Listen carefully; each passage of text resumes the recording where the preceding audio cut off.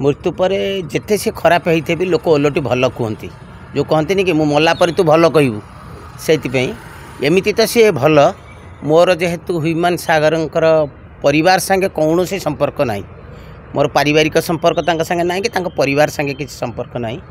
मुझे जड़े कलाकार हिसाब से जाने मुझे बहुत सिनेमा सीरियल आल्बम कर जो थे सी गाई कंठशिल्पी हिसाब से कहूँ किंतु जोटा आपण कहले जे मृत्यु पर यही वाद विवाद यही अपवाद यहाँ गोटे प्रचार कला द्वारा तांकर जो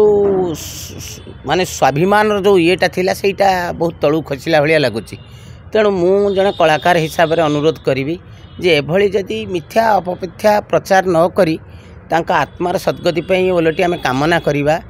बहुत कम बयस चलीगले दुख हवा म्रियमाण हवा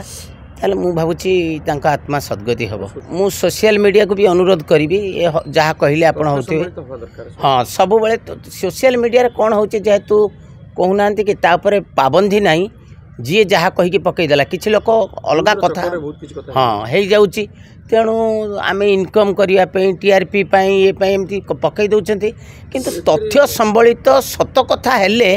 टिके लोक जो रेट रे आपन को फॉलो करुँचे भल हाँ एवं तो सोशल मीडिया दुनिया सी जदि जो माँ कहते टेंशन में मरी थे ये करेंगे तेणु सोशल मीडिया रे आम किसी एमती कथा दबानी जहाँ जदि आम जानी जदि जानीचे तथ्य भित्तिक देले भी लोक जानवे जे या है कि से है किंतु जो खबरटा आम दबा तथ्य भित्तिक दबा सत कथा दबा ता द्वारा भी लोक को इम्पैक्ट पकेब तेणु आम मिथ्या कथा कहबानी सोशल मीडिया ए समस्ते फॉलो कर टीवी रेडियो अपेक्षा एवं सोशल मीडिया रे लोक बेसी रोचंती हाँ आम 2 घंटा 30 मिनिट जहाँ भारतर तथ्य आम सोशल मीडिया देखी था 2 घंटा 30 मिनिट तापर बहुत कथा अच्छी यूट्यूब केते देखी था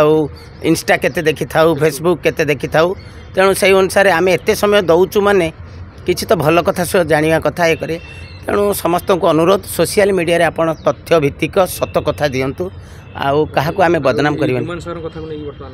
बर्तमान ह्यूमन सागर भी सही कथा हो ताकू आपण जदि लोकलोचन को आनियार अच्छी ताले पूरा जानतु पूरा स्टडी करंतु रिसर्च करके सत कथाटा दिंतु आम भी जानिबा जे या कि या है किंतु एमती आठू शुणा ताठू शुणा पकई दिंतुनी कलाकार प्रति बहुत बड़ अपमान यहाँ गोटे कलाकार चलीगला जदि आम अपमानित करिया भी बहुत बाधिब तेणु आपण समस्त हाथ जोड़ी कि अनुरोध आपण तथ्य भित्तिक कथा प्रचार करंतु प्रसार करंतु आ ह्यूमन सागर प्रति आपण अन्याय करंतुनी।